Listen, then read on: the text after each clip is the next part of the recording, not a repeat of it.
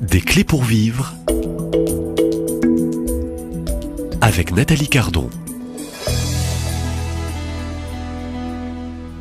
Le cœur de l'Église éternelle est une femme, c'est le titre de cette série que je vous invite à suivre. Véronique Lévy, bonjour. Bonjour.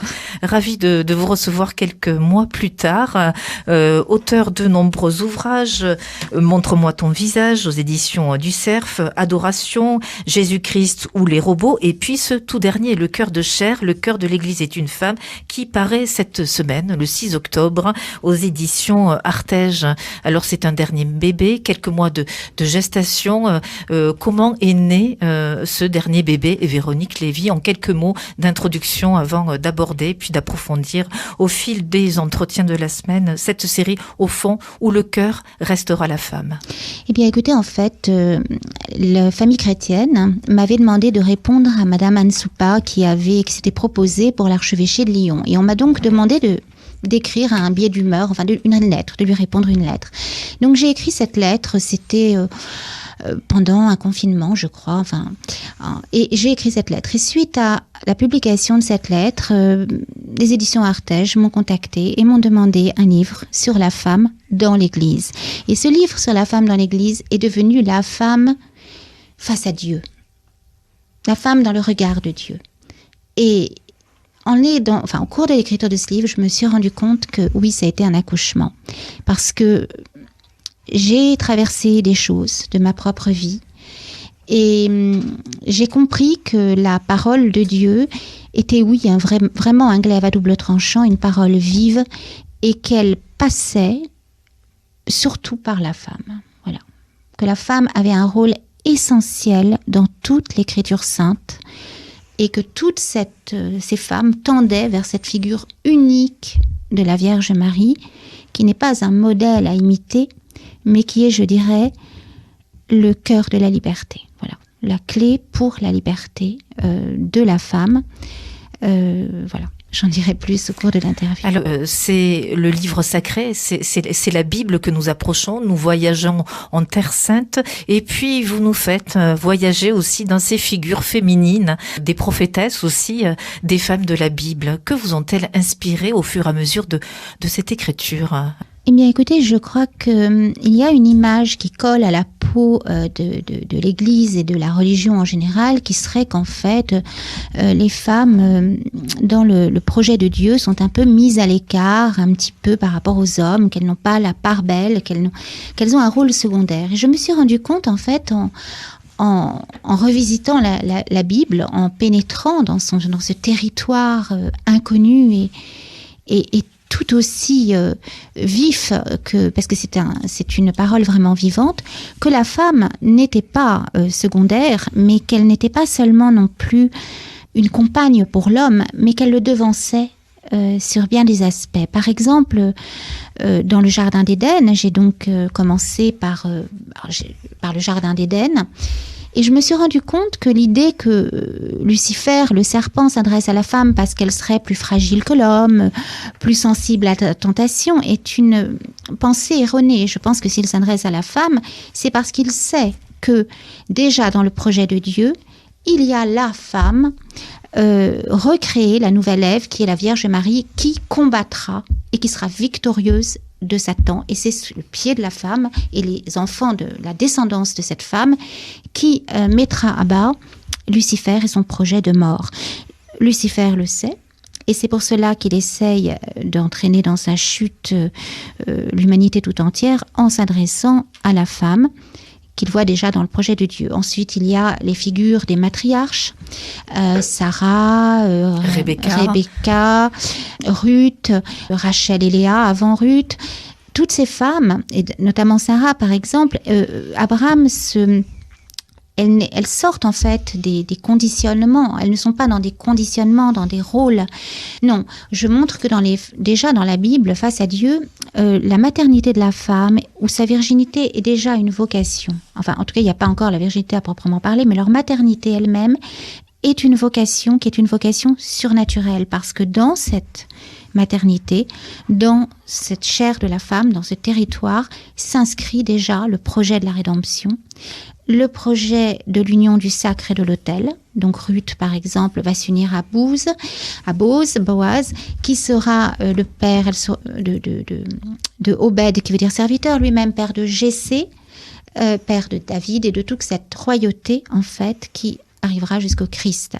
Donc, on peut dire que déjà, depuis dans l'Ancien Testament, enfin dans la Première Alliance, je préfère le mot d'alliance, parce que c'est très important, cette alliance de l'homme et de la femme, qui sont figures aussi de l'union trinitaire, il y a déjà inscrit tout ce projet de la rédemption est déjà la figure de l'Église, mais attention, que ce n'est pas l'Église institutionnelle, enfin qui dépasse de loin le cadre de l'Église institutionnelle et qui s'inscrit dans l'Église éternelle, l'Église du Christ. Et je rejoins la parole de Sainte Jeanne d'Arc. De quelle Église parlez-vous? De l'Église de la terre, de l'Église du ciel. D'ailleurs, je fais une petite référence à Sainte Jeanne d'Arc quand je parle de Rebecca, qui combat, parce qu'en fait, Barak vient la voir et lui demande de combattre lui demande, il ne veut combattre que si Rebecca est à ses côtés, qui est une prophétesse, qui est on relie un peu tous ces visages féminins bibliques. Vous évoquiez Abraham avec Sarah aussi. Le cœur de Sarah, le cœur de cette femme qui se rappelait aussi à cette maternité, mais une maternité mise à l'épreuve, car Sarah restera bien longtemps stérile. Oui, tout à fait. Et cette stérilité existe aussi parmi tous ces visages bibliques. Vous le décrivez très bien aussi dans ce voyage biblique. Et le rire de Sarah. Le rire de Sarah, qui a souvent été perçu par certains théologiens comme un rire de doute, est en fait un rire d'émerveillement. C'est le rire qui déjà préfigure le oui de la Vierge, puisque, alors on peut pas comparer, mais c'est une femme très âgée, et quand Dieu lui annonce qu'elle va enfanter, elle rit, mais c'est un rire d'émerveillement, et Dieu le sait. Et c'est à l'aube de ses 100 ans, je crois, qu'elle va enfanter. Et dans ce rire de l'émerveillement, est-ce qu'on peut entendre aussi et pressentir aussi cette pureté de l'enfant et de l'enfance de Sarah malgré ses 100 ans? Tout à fait, c'est le rire de l'enfant. Et d'ailleurs, je crois qu'Isaac veut dire Dieu rit, le sourire de Dieu. Donc, cet émerveillement de Sarah s'incarne dans la naissance de leur enfant Isaac, qui veut dire le sourire de Dieu, en fait. Toutes ces femmes sur lesquelles vous avez médité, au fond. Toutes ces femmes anticipent, enfin, ne se dirigent que vers les femmes des évangiles, dont je parle aussi très vite. Vous en parlez aussi très vite. Elles ne sont là que tendues vers cette figure de la Vierge Marie. Elles annoncent la figure de la Vierge. Mais en fait, en Dieu, il n'y a pas de temps, il n'y a pas de passé, de présent. Donc, on peut dire que toutes ces figures de femmes nous acheminent vers cette liberté souveraine de la femme telle que l'a conçu Dieu au sein du jardin dans l'Éden. Et donc, suite à la chute, en fait, il y a cette traversée du péché et donc ces femmes, et puis les femmes des évangiles.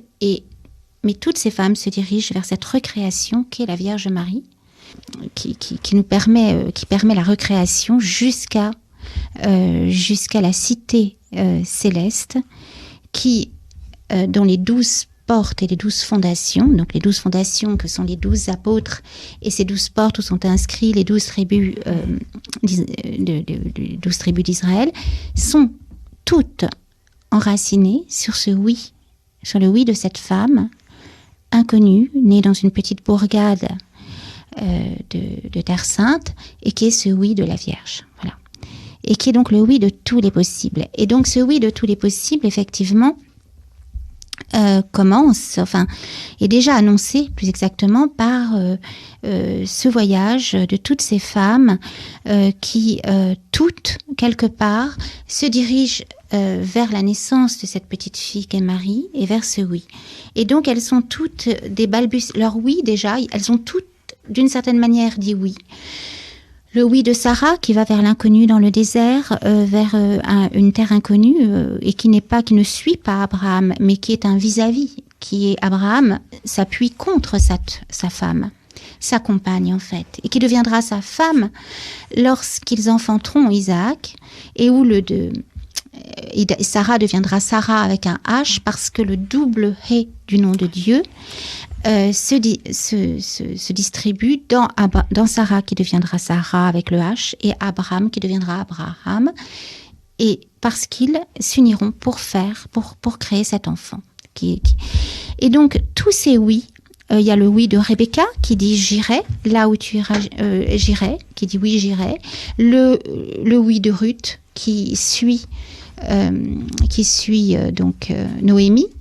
Enfin, toutes ces femmes disent oui à leur manière. Et jusqu'à la naissance de Marie dont je parle, et puis ensuite toutes ces femmes des évangiles qui essaient de mettre leur oui orienté dans le oui de la Vierge. Parce que finalement, dans ce livre, le point d'orgue, la clé de voûte, c'est surtout le oui de la Vierge Marie, qui n'est pas un oui d'obéissance, mais un oui de radicale liberté qui s'oriente dans le projet de Dieu, voilà, sur l'être humain. Et donc ce oui de la Vierge rend l'humanité à ce visage originel qu'elle a perdu suite au péché originel, qui est en fait une rupture avec ce projet de Dieu sur l'humanité. Et c'est pour cette raison d'ailleurs qu'au tout début du livre, il y a une partie sur ma vie, je dirais, où je parle d'une expérience douloureuse. Je vous propose de vous retrouver demain. On fait quelques pas, on voyage. J'invite aussi les auditeurs qui deviendront certainement lecteurs de ce livre. Cœur de chair, le cœur de l'Église est une femme. On peut dire que vous avez mis aussi tout votre cœur, votre passion aussi de femme, votre amour du Christ, votre amour aussi de l'Immaculée Conception, qui n'est d'ailleurs pas très loin puisque nous enregistrons ici dans ce sanctuaire de Lourdes. On peut dire aussi que toutes ces femmes que vous avez citées dans ces premières minutes d'émission, que ça soit Sarah avec son rire, que ça soit Rachel, Léa, Noémie, Ruth, toutes ces femmes ont donné un oui. Et on peut dire qu'elles ont peut-être aussi participé à une forme de maternité pour l'arrivée aussi de celle que nous connaissons aujourd'hui comme l'Immaculée Conception. Véronique Lévy, je vous remercie d'être donc mon invitée aujourd'hui et les jours qui vont suivre au cours de cette série. Je rappelle qu'on peut aussi visiter votre site internet Véronique V majuscule et Véronique en minuscule.fr. VéroniqueLévy.fr. Voilà. Et je vous donne rendez-vous demain, si vous le voulez bien, à la même heure. Et merci. Merci.